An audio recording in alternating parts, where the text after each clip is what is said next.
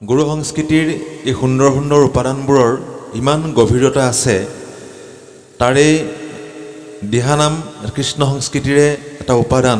দিহানামৰ বিষয়ে অধিক কৈ পিনে আমি বাতুলতা প্ৰকাশ কৰিব বিচৰা নাই, কাৰণ এই বিশাল সমুদ্ৰ সদৃশ বিষয়টোত দিহানামৰ ইমানেই বিশালতা আছে, এই সমুদ্ৰ সদৃশ বিশালতাখিনিত আমিও অকণমান কিঞ্চিতমান জ্ঞান অৰ্জন কৰিবলৈ চেষ্টা কৰা হৈছে। আমিও ছাত্ৰ হিচাপেহে অৱস্থান কৰিছোঁ, কিন্তু আনুষ্ঠানিকতা ৰক্ষা কৰি বিচাৰকৰ আসনত বহিছোঁ। নামত বিচাৰ কৰাৰ আমাৰ যোগ্যতাটো নাই আৰু ধৃষ্টতাও আচলতে নাই।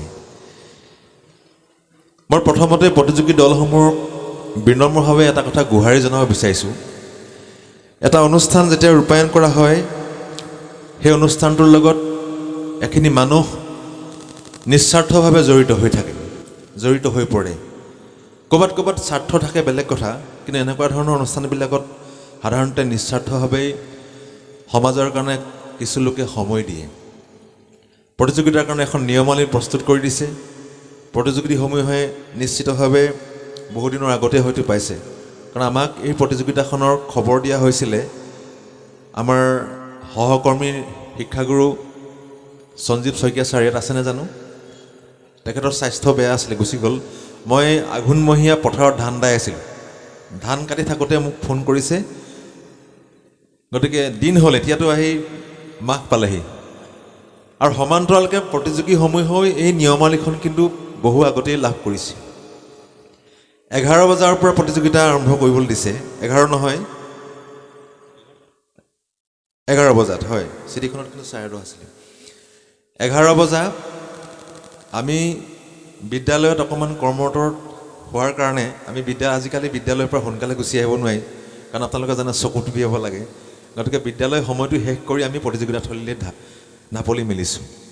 আহি পিনি অপেক্ষা কৰি আছোঁ, প্ৰতিযোগী আহিব, বিচাৰকৰ আসনত বহাব, প্ৰতিযোগী আহিব, বিচাৰকৰ আসনত বহাব। কমিটিৰ উদ্যোক্তাসকল ফোনাফোনি কৰিছে, কোনোবাই যাম বুলি কৈছে। আমি আহি পাওঁতে কৈছে 50টা দলমান হ'ব, ভাল লাগিছিলে। এই যিটো পৰম্পৰা সৃষ্টি হৈছে আপোনালোকৰ মনত, বেয়া কোনেও নাপাব আৰু বেয়া পালেও পাব।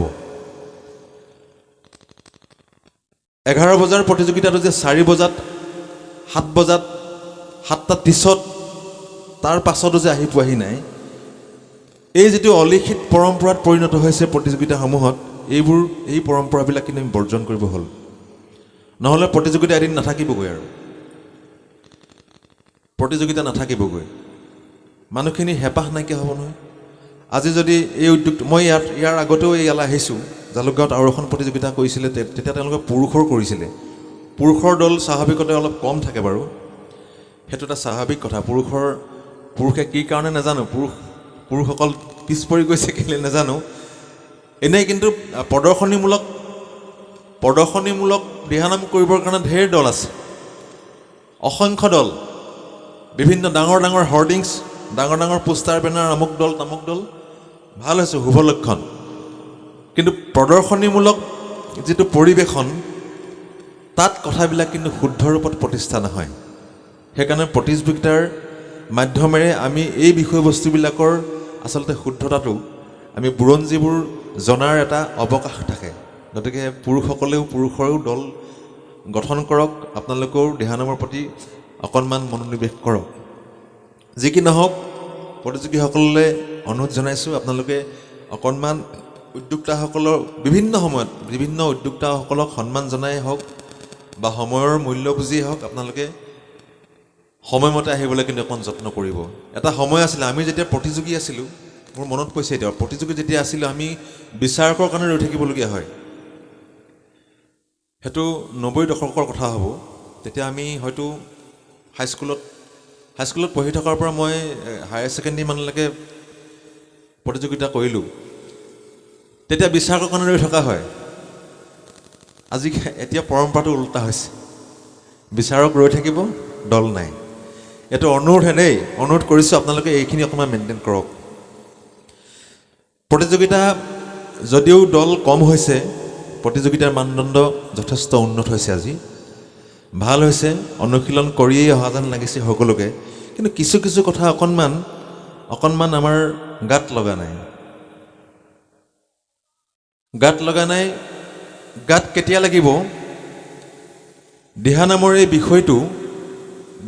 বিষয়টো আমি দিহানাম পৰিৱেশন কৰিবলৈ আহোঁতে মই ইয়াৰ আগতেও কৈছোঁ, অকল প্ৰতিযোগিতাৰ প্ৰেক্ষাপটটো চাই দিহানাম শিকি আহিলে কিন্তু অকণমান অসুবিধা আছে। দিহানাম কাক বোলে, দিহানাম কাক কয়, এইটো এটা অলিখিত এটা পৰম্পৰা। তাৰ শুদ্ধ ৰূপত কোনো এখন গ্ৰন্থত আজিলৈকে শুদ্ধ ৰূপত প্ৰকাশ হোৱা নাই। বিভিন্নজনে বিভিন্ন ধৰণৰ মতামত আগবঢ়ায়। আজি আমাৰ এই অনুষ্ঠানৰ উদ্বোধক ডাঙৰীয়া আহিছিলে, ছাৰৰ নামটো কি আছিলে? তেখেতে আমাৰ শিৱসাগৰ জিলা সাহিত্য সভাৰ তেখেত কিবা বিষয়বাব বুলি ক'লে, সভাপতি। ইমান এটা সাহিত্যিক লাইনৰ এটা গাম্ভীৰ্যপূৰ্ণ এটা পদত তেখেত অধিষ্ঠিত হৈ আছে। কিন্তু আজি তেখেতৰ বক্তব্যকেইটা ইমান ঘৰুৱা ভাষাৰে ছাৰে কৈ গ'ল, অকণো সাহিত্যৰ নলগোৱাকৈ একেবাৰে ঘৰুৱা ভাষাত কথাকেইটা কৈ গ'ল ছাৰৰ কথা। আমিও অনুষ্ঠানবিলাকলৈ আহিলে তেনেধৰণে আমিও কিছুমান তথ্য লৈ যাবলৈ পালে ভাল লাগে। আজি তাত আমি অকণমান উপকৃত হৈছোঁ। ছাৰে প্ৰহ্লাদ চৰিত্ৰৰ ওপৰত এটা সুন্দৰ ধাৰণা দিলে যে দিহা শব্দৰ অৰ্থ পৰামৰ্শ মানে এনেকুৱা নহয়, এই যে মহাপুৰুষ শ্ৰীমন্ত শংকৰদেৱ গুৰুজনাই বিভিন্ন গ্ৰন্থসমূহ লিখিলে, কীৰ্তনৰ যিবিলাক আখ্যান উপাখ্যান বা কীৰ্তনৰ যিবিলাক পদ কাহিনীৰ ৰূপত যিবিলাক উপস্থাপন কৰা আছে, প্ৰহ্লাদ চৰিত্ৰই হওক, গজেন্দ্ৰ উপাখ্যানেই হওক, অজামিল উপাখ্যানেই হওক, সেইবিলাক যদিও কাহিনীৰ ৰূপত কাহিনীৰ আধাৰত ছন্দবদ্ধভাৱে তেখেতে লিপিবদ্ধ কৰি গৈছে, তাৰ ভিতৰত থকা আধ্যাত্মিকতাখিনি আমি কৰ্ষণ কৰিব জানিব লাগিব। প্ৰহ্লাদ চৰিত্ৰৰ পৰা আমি প্ৰহ্লাদ চৰিত্ৰৰ আখ্যানটোৱে এটা সাধু কথা আমাক নকয়, তাত নিহিত হৈ থকা আধ্যাত্মিকতাখিনিয়ে আচলতে একোটা দিহা পৰামৰ্শ। নহ'লেনো হিৰণ্যকশিপুৰ দৰে, হিৰণ্যাক্ষৰ দৰে এনেকুৱা অসুৰৰ ৰাজ্যত, অসুৰৰ গৃহত প্ৰহ্লাদৰ দৰে শিশু জন্ম হ'ব পাৰে নেকি? নিশ্চিতভাৱে তাত আধ্যাত্মিকতা লুকাই আছে। সেইখিনি অকণমান দীঘলীয়া কথা। ছাৰে যিটো কথা কৈছিলে, কশিপুৰে যেতিয়া ব্ৰহ্মাক আৰাধনা কৰিবৰ কাৰণে গতি কৰিছিলে, তেওঁৰ গাত সাফল ধৰি গৈছিলেগৈ তপস্যা কৰোঁতে। এইখিনি তেওঁৰ তপস্যালৈ যোৱাৰ বেলিকা কয়াধুৰে কি ধৰণে তেওঁৰ পৰা সেই আধ্যাত্মিকতাটো তেওঁৰ গৰ্ভত স্থিতি কৰাইছিলে, তাৰ এটা কাহিনী আছে। মই ইমান দীঘলীয়া কৰিব যোৱা নাই। এতিয়া কথা হ'ল, দিহানামবিলাক পৰিৱেশন কৰোঁতে আজিকালি দেখা যায় এটা ফৰ্মেট, আমি যেনেকৈ বিচাৰকৰ পাণ্ডুলিপি এটা প্ৰস্তুত কৰি লৈছোঁ, ঠিক দলসমূহো এটা ফৰ্মেট লৈ নাম গায়। কোনোবা টিমে লিখি দিছে, লয় লিখি দিছে, পাণ্ডুলিপিটোত লিখি দিছে বিলম্বিত লয়, মধ্য লয়, দ্ৰুত লয়।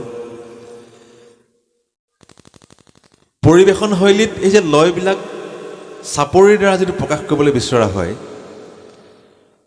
সেইটো কিন্তু একেবাৰে মনে সজা কথা এটা। কাৰণ আমি যিডোখৰ জেগাত ৰৈ এতিয়া কথা পাতি আছোঁ, আপোনালোকৰ সন্মুখত থিয় হৈ আছোঁ, তেনেই নাতিদূৰত আমাৰ তামুলী চিগাত জন্মগ্ৰহণ কৰা দিহানামৰ একেবাৰে স্ৰষ্টা পুৰুষ কলামণি সন্দিকৈ ডাঙৰীয়াৰ আৱেশ হয়তো ইয়ালৈকে কভাৰ কৰিছে। তেখেতৰ সুযোগ্য ভাতৃ ডক্টৰ কৃষ্ণকান্ত সন্দিকৈ ছাৰৰ সান্নিধ্য এইখিনি ৰাইজে হয়তো পাইছে। বকুলবন বঁটা বিজয়ী প্ৰয়াত ডিব্ৰুগড় অনাতাঁৰ কেন্দ্ৰৰ প্ৰথমজন দিহানামৰ শিল্পী, দিহানাম বাণী বন্ধন কৰা প্ৰথমজন শিল্পী ডিম্বেশ্বৰ লাহন ডাঙৰীয়াৰ সান্নিধ্য হয়তো জ্যেষ্ঠসকলে ইয়াত পাইছে। কাৰণ তেওঁলোকে পৰিৱেশন কৰি যোৱা নামবিলাক, তেওঁলোকৰ সেই সময়ৰ পৰিৱেশন শৈলীবিলাক অকণ আমাৰ ছয়াময়াকৈ আমাৰ মনত আছে। তেওঁলোকৰ সান্নিধ্য কিছু পৰিমাণে আমি পাইছিলোঁ।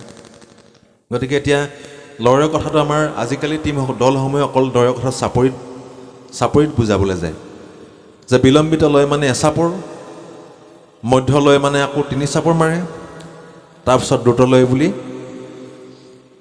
খোল নেগেৰা একেবাৰে ওপৰা ওপৰি কৰি দ্ৰুত হ'লেই হ'ল। আৰু এই বস্তুবিলাক, এই ধাৰণাবিলাক কিন্তু অকণমান আমি চাব হ'ল। আৰু আমি কি কৰোঁ এই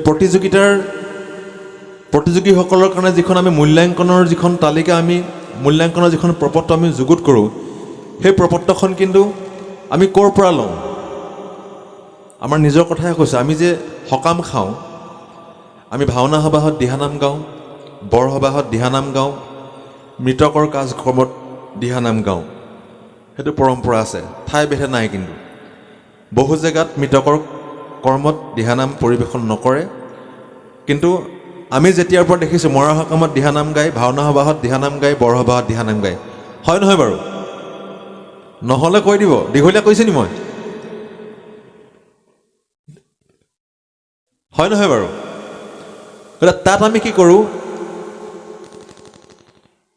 দিহানাম পৰিৱেশন কৰিবলৈ আমি যিসকল ভকত বৈষ্ণৱ তাত লগ লাগে সেইখিনিতো একে ঠাইৰ পৰা নাহে আজিকালি অনুশীলন কৰি এটা দল হৈ আহিছে দিহানামৰ দল আজিকালি একে ঠাইৰ পৰা আহিব অনুশীলন কৰি কিন্তু তেতিয়া বিভিন্ন ঠাইৰ বিভিন্নজনক ভকত হিচাপে আমন্ত্ৰণ কৰে সকামলৈ আৰু তাৰ মাজৰ পৰা গঞাই এটা ঘোষণা দিয়ে এতিয়া দিহানাম পৰিৱেশন হৈছে আপোনালোক ভকতসকল আহক আগ্ৰহীসকল আহি পিনি বহে আহি ইয়াত হয়নে বাৰু আৰু সমাজখনে নিৰ্ধাৰিত কৰি দিয়ে যে আজি নামখাৰ আমুকে আঁত ধৰিব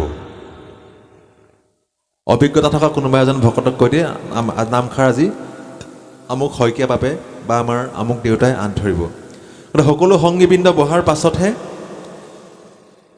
নামতীগৰাকীয়ে আজ্ঞা লৈ পিনি মূল আসনত তেওঁ উপবিষ্ট হয় আৰু সেইটো আমি প্ৰতিফলন ইয়াতো ঘটাব পাৰোঁ তাৰ পৰা সেইটো উপস্থাপনা যিটো আমি এটা দফা আমি ধৰি লৈছোঁ সেই উপস্থাপনত সেই কথাখিনি আহিব সোমাই আহোঁতে আজি মঞ্চৰ কাৰণে অকণমান ঠেহাটিপা হৈছে কাৰণ নাম গাবলৈ নামঘৰলৈ সোমাই যাওঁতে বা আমি সকামী ঘৰলৈ যাওঁতে পোনে সমাজখনক সেৱা কৰি লোৱাৰ এটা পৰম্পৰা আছে আমাৰ সমাজখনক সেৱা কৰি লোৱাৰ পাছতহে চাহ জলপানৰ কথাটো আহিব গতিকে এখন সমাজ বহি আছে সমাজখনক প্ৰথমতে আহি মূৰ দোৱাটো সেৱা কৰাটো এটা পৰম্পৰা কিন্তু ইয়াত অকণমান আমাৰ জেগাটো অকণমান কম হৈছে কম হোৱাৰ কাৰণে আমি সেইখিনি ইমান ধৰা নাই তাৰপাছত তেখেতে আজ্ঞালৈ নামখাৰ পৰিৱেশন কৰিব গুৰুস্মৰণটো তেতিয়াও কৰে আৰু এতিয়াও কৰে গুৰুস্মৰণৰ ওপৰতো অকণমান বিতৰ্কিত কথা আছে দিহানামত গুৰুস্মৰণ কৰিব নালাগে বুলিও কিছুমানে ক'ব বিচাৰে হয় এটা যুক্তি নথকাও নহয় এচামে ক'ব বিচাৰে যে দিহানামটো শংকৰদেৱৰ সৃষ্টি নহয় দিহানামটো শংকৰদেৱৰ সৃষ্টি নহয় প্ৰাক শংকৰী যুগতে দিহানাম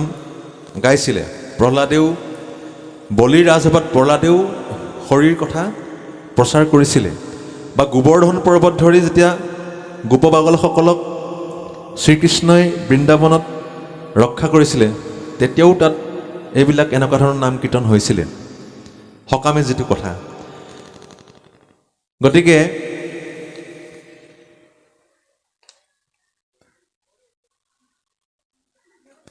তাৰ সমান্তৰালকে আমি যেতিয়া মঞ্চত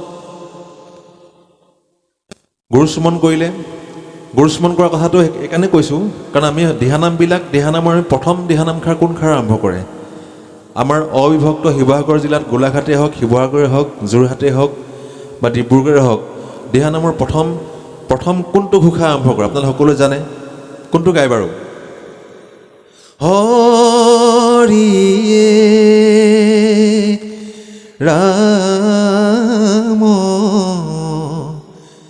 হৰি ৰাম ৰাম গতিকে এই হৰিয়ে ৰামৰ পাছত পদ কোনখিনি গায় কীৰ্তনৰ চতুৰ্বিংশতি অৱতাৰৰ প্ৰথম পদটোৱে তাত যদিও শংকৰদেৱে দিহানাম সৃষ্টি কৰা নাই কিন্তু আমি দিহানামৰ প্ৰথম পদটোৱে তাত সংযোজন কৰিছোঁ গুৰুজনাৰ কীৰ্তন পুথিৰ আধাৰত দ্বিতীয় অক্ষৰ নাম এ ভাই ৰামনাৰায়ণ মোৰ মাতটো অকণ বহি আছে কাৰণে মই সুৰত গাব পৰা নাই এ ভাই ৰামনাৰায়ণ কীৰ্তন পুথিৰ আধাৰতে বহিলাহা পৰশুৰাম নামে অৱতাৰো গতিকে তাৰ পৰাই লোৱা হৈছে নহয় জানো বাৰু সেইভাগ নামেৰে আৰম্ভ কৰাৰ পাছত সেইভাগ যেতিয়া নাম হৰিৰাম যেতিয়া গাব হৰিৰাম গাওঁতে বা এই ভাই গাওঁতে তাত আমি এচাপৰে বজাব লাগিব তাত জোৰ কৰিলেও তিনি চাপৰ কেতিয়াও বজাব পৰা নাযায় কিন্তু তাৰ সমান্তৰালকে অন্য কিছুমান দিহানাম আছে যিবিলাক আমি দেখি অহাৰ পৰা আমি যেতিয়া আহি কোলামন্দি সন্দিকৈ ডাঙৰীয়া বা প্ৰয়াত ডিম্বেশ্বৰ লাহন ডাঙৰীয়া বদনমলীয়া ডাঙৰীয়া আমাৰ গুৰু, তেখেতলোকৰ যিবিলাক পৰিৱেশন শৈলী আমাৰ এতিয়াও চকুত জীৱন্ত হৈ আছে, তেওঁলোকে কিন্তু তিনি চাপৰত নাম আৰম্ভ কৰা আমি পৰিলক্ষিত হৈছিলে।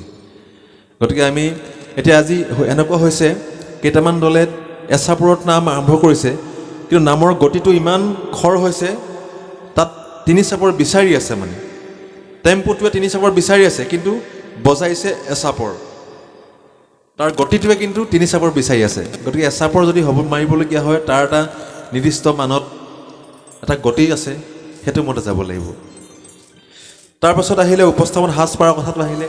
সাজপাৰবিলাক সকলোৱে মাৰ্জিতৰ ওপৰতে কৰিছে। সাজপাৰক লৈ অকণমান আজিকালি বিতৰ্ক আছে, নথকা নহয়। গামোচা ল'ব নে নল'ব, মহিলাই গামোচা ল'ব নে নল'ব, চেলেং ল'ব নে নল'ব, ৰিহা কোনে পিন্ধিব। আমাৰ কথা হ'ল, আমি বিচাৰকৰ আসনত থাকোঁতে আমি ভালখিনিও চাওঁ, কিন্তু আমাৰ চকুত প্ৰথমতে বেয়াখিনি লাগিব, বেয়াখিনি আমাৰ চকুত ধৰা দিয়ে। তোমালোকে চেলেঙো লৈছা, চাদৰো লৈছা, ৰিহাও পিন্ধিছা, গামোচাও লৈছা, ক'বলগীয়া একো নাই। কিন্তু কথা হ'ল, তাৰ পাছতো তোমালোকে মাৰ্জিত ৰূপত নিজৰ দেহটো ইয়াত উপস্থাপন কৰিব নাই পৰা, এইখিনিহে দৃষ্টিগত হয়। মহিলাসকলে এটা নিৰ্দিষ্ট মাত্ৰালৈ নামৰ ৰসত যদি বুৰ গৈ যেনি তেনি হাত দৃষ্টিগত হয়, অকণমান আমি সেইবিলাক লক্ষ্য কৰোঁ, অকণমান সেইবিলাক চাবলগীয়া হয়। দিহানাম পৰিৱেশন কৰিবলৈ আহোঁতে আধ্যাত্মিক এটা ধৰ্মীয় সাত্বিক অনুষ্ঠানত নিশ্চিতভাৱে জাতীয় সাজপাৰেই পৰিধান কৰিব। গতিকে ঠাইভেদে কিছুমান নিয়ম অকণমান নিৰ্ধাৰিত হয়। কিছুমান জেগাত মহিলাই গামোচা লয়, কিছুমান জেগাত নলয়। আৰু আজিকালি আমি গামোচা বুলি ক'লে সেই ৰঙা ভমকীয়া ফুলৰ গামোচাখনৰ কথাই জানো, ৰঙা আঁচু দিয়া গামোচাখনেই আমাৰ চকুত জিলিকে। কিন্তু এতিয়া আঁচুৰ ৰঙো বেলেগ সলনি হৈছে। গামোচাৰ ফুলৰ ৰং, আঁচুৰ ৰং সলনি হোৱা নাই জানো? গতিকে সেইখিনি আমি নিজেই কৰিছোঁ। তাৰ পাছত আহিলে শিল্পীগৰাকীৰ, যিগৰাকী নামতীগৰাকীৰ কণ্ঠৰ কথা আহিব।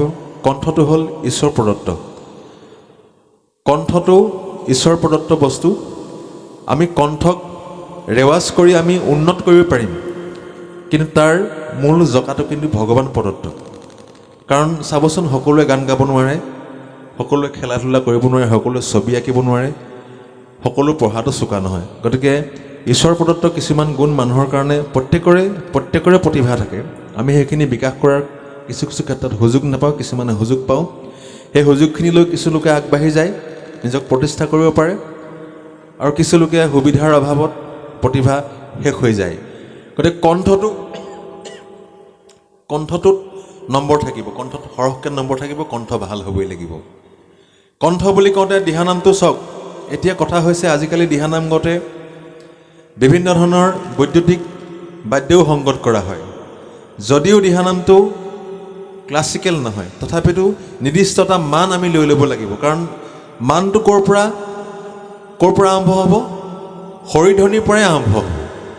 আপোনালোকে নামষাৰ কোনটো স্কেল বুলিয়ে কৈছোঁ, কোনটো মান লৈছে, সেইটো কিন্তু আপোনালোকে হৰিধ্বনিৰ পৰাই অকণমান চাব লাগিব। এতিয়া কেইটামান দল আহিছে, কণ্ঠ ইমান ভাল, হৰিধ্বনিটো বহুত ওপৰত অহৰি ওৰাম কৰিছে, য'ত পালিখিনিৰ লগত যাব পৰা নাই। বা এনেকুৱা হৈছে, হৰিধ্বনিটো বহুত ওপৰত কৈছে, তাৰপাছত গুৰুস্মৰণটো একেবাৰে তললৈ লৈ গুচি আহিছে। গতিকে এই হৰিধ্বনি কৰিছোঁ, তাৰপাছত আমি গুৰুস্মৰণ কৰিম, তাৰপাছত আমি জোৰণি ঘোষা গাম। জোৰণি যিটো দিহা, আৰু এইটো এটা কথা আছে, দিহাটো জোৰণিটো চবতে গাব লাগিব বুলিও কথা নাই। জোৰণিটো নোগোৱাকৈও আপোনালোকে পৰিৱেশন কৰিব পাৰে। আমাক পৰম্পৰাই কৈছে, আমি অগ্ৰজসকলৰ পৰা যিবিলাক দেখিছোঁ। আজি প্ৰবীণ বৰুৱা ডাঙৰীয়া, তেখেত দিহানাম আৰু বিহুৰ এজন আমাতকৈ জ্যেষ্ঠ শিল্পী, তেখেতে বহুখিনি কথা জানে। তাৰ পাছত আহিব বাদ্যযন্ত্ৰ সংগত কৰিছে। বাদ্যযন্ত্ৰ সংগত কৰিছে নামত বাদ্য নে বাদ্যত নাম? কোন আগবাঢ়িব? বাদ্যটো সেইটো টেম্পুত বজাই আছে কাৰণে নামতীগৰাকীয়ে গাব, নে নামতীগৰাকীয়ে এইটো গতিত গাইছে কাৰণে বাদ্য বজাব? সেইটো নিৰ্দিষ্ট কৰি ল'ব লাগিব। আজি যে আমি শ্ৰেষ্ঠ নেগেৰা বাদকৰ ইয়াত পুৰস্কাৰ দিব, শ্ৰেষ্ঠ নেগেৰাও কোনোবাই বজাইছে, কোনোবা নিৰ্বাচিত হৈছে, পুৰস্কাৰ পাব। কিন্তু বাদ্য প্ৰধান হৈ গ'ল আজিৰ দিহানামটো। নেগেৰাটো দিহানামত নাছিলেই, বহুত দেৰিকৈ আহিছে, বহুত দেৰিকৈ আহিছে। আমাৰ খনামুখ অঞ্চলৰ অভগন কলিতা নামৰ এজন দিহানামৰ শিল্পী, তেখেতে খোল বজাইছিলে। তেখেতে বাঁহৰ শলি বনাই, বাঁহৰ শলিৰে যেনেকৈ আমাৰ ৰদ গাঁঠে, তেনেকৈ বাঁহৰ শলিৰে গাঁঠি কৰি পানি মাটিৰ নেগেৰা তেখেতে নিজে প্ৰথম বনাইছিলে। আমাৰ কলামণি সন্দিকৈ ডাঙৰীয়াও তেওঁলোকৰ লগত সহযোগ কৰিছিলে। আজিকালি দিহানামত নেগেৰাটো প্ৰধান হৈ গ'ল। সেইখিনি লাগিবই, পৰম্পৰা আমি যদিও আমাৰ আছে, সংস্কৃতি বুৱতী নদী বুলি কয়, আমি সুন্দৰকৈ পৰম্পৰা ভংগ নোহোৱাকৈ, আমাৰ ঐতিহ্য ম্লান নকৰাকৈ আমি কিছু বস্তু তাত সংযোজন কৰাৰ সুবিধা নথকা নহয়। সংস্কৃতি তেনেকুৱাই, কিন্তু আমি জকাটো সলাই পেলালে নহ'ব। গতিকে বাদ্য সংগত কৰাৰ বেলিকা অকণমান সংযতৰ ৰূপত আমি নামখাৰৰ লগত বাদ্য বজালে ভাল, বাদ্যৰ লগত নাম গালে কিন্তু অকণমান অসুবিধা হ'ব। জুটুপিটি খাইছে, মানে অলপ ক'ৰবাত উজুতি খাইছে, লেবালেব হৈ গৈছে। প্ৰত্যেকটো লয়তে আমি বাদ্যৰ যিটো পেটাৰ্ণ বজাইছোঁ, আমি তাত অকণমান অভাৰলেপ হৈ গৈছে। এইবিলাক চাব। আৰু এই নাম গাওঁতে সংগীসকলে যিবিলাক মাজে মাজে যে ৰাগ কিছুমান দিয়ে, এই ৰাগবিলাক দিওঁতে নামতিগৰাকীয়ে গাই থকাৰ লগত ক'ৰবাত সানমিহলি হৈ গৈছে, য'ত আমাৰ নামতিগৰাকীৰ কণ্ঠটো শুনাত অস্পষ্ট হৈ হোৱাৰ আমি ধৰা পৰিছে। গতিকে এইখিনি কথা চাব। তাৰ পাছতে আমাৰ নামখাৰ মুখ্য বস্তু, নাম বিষয়বস্তু যিটো, আমি কোনষাৰ নাম পৰিৱেশন কৰিম। নামখাৰ আমি দিহানাম গাবলৈ আহিছোঁ, দিহানাম গাবলৈ আহিছোঁ।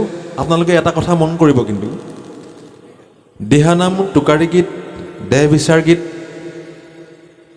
এই গোটেই নামবিলাকতেই পৰামৰ্শ কিন্তু সকলোতে আছে।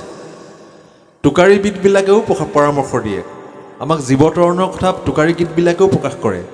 আমাৰ যিটো বৈৰাগ্য, আমাৰ যিটো ত্যাগৰ কথা যিটো আছে, বৈৰাগ্য মানে বুজি পাইছে আপোনালোকে, সংসাৰৰ মায়ামোহৰ পৰা আমি ওলাই গৈ আমি বানপন্থী হৈ কোনোবা সংসাৰৰ মায়ামোহ যিবিলাক এৰি দিয়ে, য'ত ত্যাগ আছে, বৈৰাগ্য ভাৱ যি, বৈৰাগ্য ধৰ্ম যি পালন কৰে, সেই তাতো কিন্তু দিহা পৰামৰ্শ আছে। আৰু দেহ বিচাৰ গীতবিলাকৰো পৰামৰ্শ নথকা নহয়। দেহ বিচাৰ গীতবিলাকৰো সেইবিলাকো কৃষ্ণ সংস্কৃতিৰ উপাদান, তেওঁলোকেও সেইবিলাক গীতেও হৰিনাম ল'বলৈ কয়। কিন্তু এই নামবিলাকৰ প্ৰত্যেকৰে কিন্তু চৰিত্ৰগত বৈশিষ্ট্য আছে। দেহ বিচাৰ টোকাৰী গীত, সুৰবিলাকৰ কথাও আছে। টোকাৰী গীতৰ সুৰ আজি কেইটামান দলে টোকাৰী গীতৰ সুৰ গাইছে। ক'ৰবাত দেহ বিচাৰৰ অকণমান তাত ৰেঙনি আহিছে। এই কথাবিলাকো অকণমান চাব লাগিব।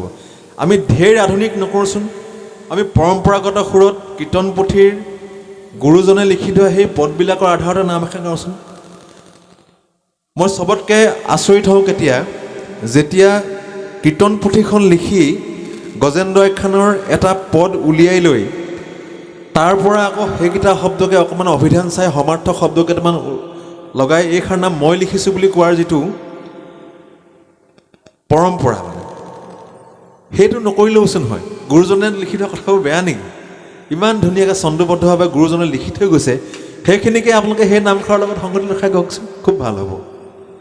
চাবচোন আপোনালোকে, শব্দকেইটা অকণমান ইফাল সিফাল হ'ব, সমাৰ্থক শব্দ ব্যৱহাৰ হ'ব, কিন্তু কাহিনীটো একেটাই থাকিলে।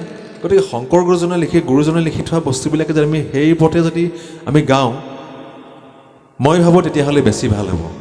বৃন্দাবনীয় নামেই হওক, শিশুলীলাৰ পৰা ল'ব পাৰে, আপোনালোকে ৰাসলীলাৰ পৰা ল'ব পাৰে, আখ্যানমূলক ল'ব পাৰে, উপাখ্যানমূলক ল'ব পাৰে, বিভিন্ন, অকল কীৰ্তন বুলি কোৱা নাই, ভাগৱতৰ পৰা আনিব পাৰে। গতিকে তেওঁলোকে ধুনীয়াকৈ লিখি থোৱা কথাখিনিকে আমি ইয়াত উপস্থাপন কৰিব পাৰোঁ। আৰু কেইটামান মই ইয়াত যিবিলাক পাণ্ডুলিপি যে বিচাৰিছোঁ, পাণ্ডুলিপি বিচৰাৰ ক্ষেত্ৰত আমাৰ দলসমূহে ভুল বুজিব নালাগে, কাৰণ আমাৰো অকণমান বয়স হৈছে এতিয়া। আজি দল কম, যেতিয়া আমাৰ 50টা দলে নাম পৰিৱেশন কৰিব, তাত যেতিয়া বিচাৰ কৰিবলগীয়া হ'ব, নিশ্চিতভাৱে আপুনি 50টা দলৰ সকলো কথা মনত ৰাখি থোৱাটো ইমান সহজ নহয়। আমাৰ লগত আমি ৰেকৰ্ডিঙো নকৰোঁ, ভিডিঅ'ও নকৰোঁ, কিন্তু ইয়াত কেমেৰা চক কেমেৰা লাগি আছে, মঞ্চৰ পৰা কেমেৰা কেইবাটাও কেমেৰা লাগি থাকিব। গতিকে আমি কৈ দিম কিবা এটা, আপোনালোকে নহয় এইটো চক এনেকৈহে গাইছিলে। গতিকে আমিও বাচিব লাগিব নহয়, আমিনো কেলেও যদি খাওঁ। গতিকে পাণ্ডুলিপি বিচৰাৰ ক্ষেত্ৰত আপোনালোকে বিৰোধিতা নকৰিলে বেছি ভাল পাম, কাৰণ সেইটো আজিকালি বিচৰা হৈছে। মই য'তে যাওঁ প্ৰায় পাণ্ডুলিপিটো মই লওঁ, মই কমিটিক আগতীয়াকৈ কওঁ। মই এখেতলোককো কৈছিলোঁ, কথাটো অকণমান চাগে বিভিন্ন ব্যস্ততাৰ কাৰণে তেখেতলোকে পাহৰিলে নেকি, আৰু নিয়মাৱলীত বাৰু সেই কথাটো লিখা নাই, হয় সেইটো স্বীকাৰ কৰিছোঁ, কিন্তু নিয়মাৱলীত বিচাৰ প্ৰক্ৰিয়াটো লিখা নাথাকে নহয়। বিচাৰটো আমিহে কৰিম, গতিকে আমি কি ধৰণে বিচাৰ কৰিম সেইটো আমাৰ সুবিধা হোৱাকৈ আমি ঠিক কৰি ল'ম। গতিকে সেইখিনি আপোনালোকে দলসমূহে বেয়া নাপাব। তাৰপিছত নাম বিষয়বস্তুটো সেইটো নামৰ লগত, নামখাৰৰ লগত, ঘোষাৰ লগত পদৰ সামঞ্জস্য থাকিব লাগিব। কাৰণ নামখাৰৰ এটা আচলতে যিটো থিম বুলি কয়, আমি কোনটো প্ৰকাশ কৰিব বিচাৰিছোঁ। এষাৰ নাম আমি পাইছোঁ, খুব ধুনীয়া গাইছে, জয় বিজয় নাম, মোৰ ভুলো হ'ব পাৰে। সেই নামখাৰত কেইবাটাও তাত দিশ উপস্থাপন কৰা হ'ল, আৰু এটা তাত কথা আছে বাৰু। দ্বিতীয় ঘোষাটো তেখেতলোকে কেৱল মাত্ৰ দুটা শব্দতে থৈ দিলে। দ্বিতীয় যিটো ঘোষা গাইছে, দলটো আছে নেকি বাৰু? কোনটো দলে গাইছিলে সেইটো? প্ৰাৰ্থনা নেকি? প্ৰাৰ্থনা আছে নেকি ইয়াত? তেখেতলোকে গাইছিলে এই মহাবলী হিৰণ্যকশিপু, মহাবলী হিৰণ্যকশিপু। আৰু অকণমান তাত আছে নেকি লাগিব, ঘোষাটো তেতিয়াহে সম্পূৰ্ণ হ'ব। কিন্তু এই মহাবলী হিৰণ্যকশিপু, মহাবলী হিৰণ্যকশিপু, তাৰ পাছত আৰু অকণমান লাগিব, কিন্তু সেইকণ ঠিক ঠাক কৰি ল'ব। সেই নামখাৰত প্ৰথমতে জয় বিজয়ক উপস্থাপন কৰা হ'ল। জয় বিজয়ক উপস্থাপন কৰি নামখাৰে জয় বিজয়ক এৰি দিব নালাগে, শেষৰ ফালে আহি পিনি প্ৰহ্লাদ চৰিত হৈ থাকিলে। হয়, জয় বিজয়ৰ লগত প্ৰহ্লাদ চৰিতৰ সামঞ্জস্য আছে, কাৰণ তেওঁলোকৰ প্ৰথম অৱতাৰ সেইটো হিৰণ্যকশিপু আৰু হিৰণ্যাক্ষ। কিন্তু আমি নামখাৰ কোনটো দিশত লৈছোঁ, বিষয়বস্তুটো কি লৈছোঁ? প্ৰহ্লাদ চৰিত লৈছোঁ, প্ৰহ্লাদৰ ভক্তিটো লৈছোঁ, নে জয় বিজয় সেই অভিশাপক মেইন কৰি লৈছোঁ? এইটো অকণমান নিৰ্দিষ্ট কৰিলে ভাল হ'ব। কিন্তু গতিকে প্ৰত্যেকষাৰ নামৰে, সেইকাৰণে কৈছে প্ৰত্যেকষাৰ নামৰে চৰিত্ৰগত গুণগত কিছুমান বৈশিষ্ট্য আছে, সেইখিনি আমি অনুধাৱন কৰি ল'ব লাগিব, সেইমতে গ'লে ভাল হ'ব। তাৰপাছত সকলোতকৈ ডাঙৰ কথাটো হ'ল দলীয় ঐক্য। আমি দলগত যিটো পৰিৱেশন, গতিকে দলীয় ঐক্যটো আমি সকলোৱে চাব লাগিব। দলীয় ঐক্য বুলি কওঁতে সেই কণ্ঠৰ কথাটো তাত আহি যাব। নামতীগৰাকীয়ে খুব সুন্দৰকৈ গাইছে, তেওঁৰ কণ্ঠ ভাল, তেওঁ একেবাৰে হাৰমনিয়ামৰ একেবাৰে শেষৰ স্কেলটোতে গাইছে, কিন্তু পালিসকলে সেইটো কৰিব নাই পৰা, য'ত ধৰা পৰি গৈছে। কেইটামান ভাল টিমে সচৰাচৰ টিমবিলাক পাই থকা, দলবিলাক পাই থকা হয়। আজিৰ পৰিৱেশন অকণমান কিছু ক্ষেত্ৰত অকণমান ম্লান হৈছে, মানে কাৰোবাৰ।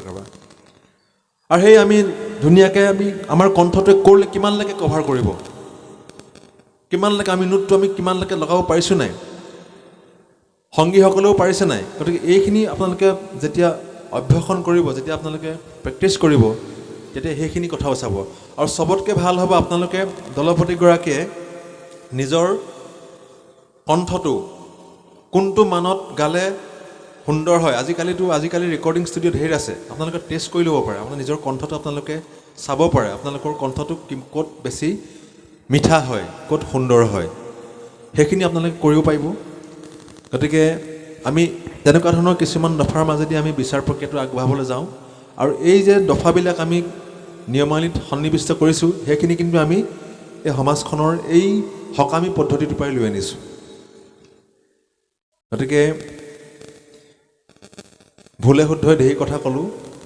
ঠাণ্ডা বতৰ, ইমান ঠাণ্ডা বতৰতো আপোনালোকে যদিও দল কম, আপোনালোকে আহিছে, আৰু মহিলাসকলে সঁচাকৈ দিহানামৰ প্ৰতি আকৰ্ষিত হৈ এই বিষয়টোক নৱপ্ৰজন্মৰ মাজত প্ৰচাৰ প্ৰসাৰৰ কাৰণে আপোনালোকে যি শ্ৰম কৰিছে, সেইখিনি তেতিয়াহে সাৰ্থক হ'ব, আমি কথাবিলাক শুদ্ধ ৰূপত যদি আমি প্ৰতিষ্ঠা কৰিব পাৰোঁ।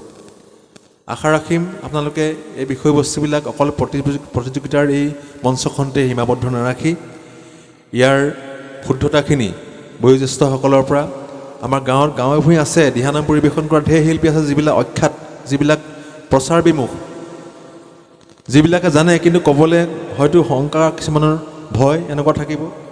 গতিকে সেইখিনি গাঁৱে ভূঞে থকা নিজৰ অঞ্চলত থকা দিহানাম গোৱা পুৰণা শিল্পীসকলক আপোনালোকে বিচাৰক, তেওঁলোকৰ পৰা পৰামৰ্শ লওক। মই পুনৰবাৰ কৈছোঁ, আমিও শিকি আছোঁ, দিহানাম আমিও শিকি আছোঁ। গতিকে আমাৰখিনি কথাই শুদ্ধ বা শেষ কথা নহয়, কিন্তু আমি ব্যৱহাৰিক দিশত যিখিনি পাই আহিছোঁ সেইখিনি কথাকে আপোনালোকৰ লগত অকণমান মত বিনিময় কৰিলোঁ। এইখিনি কওঁতে আমাৰ বহাটোটা অনেকখিনি হৈছে, সেইখিনি আপোনালোকে আমাক ক্ষমাৰ দৃষ্টিৰে চাব।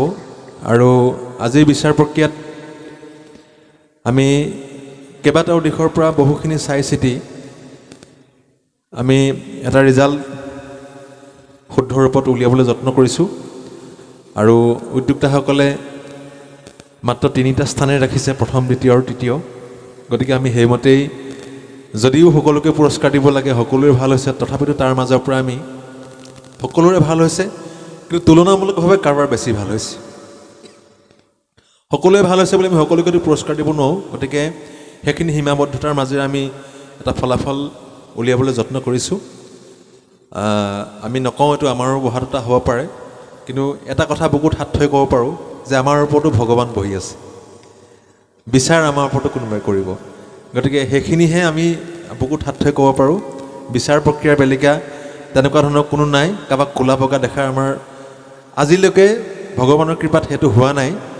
কোনোবাই যদি মনতে ভাবে বেলেগ কথা, কিন্তু আমাৰ ফালৰ পৰা, কাৰণ আমিও নিজে পৰিয়াল লগা মানুহ, আমাৰো ল'ৰা ছোৱালী আছে।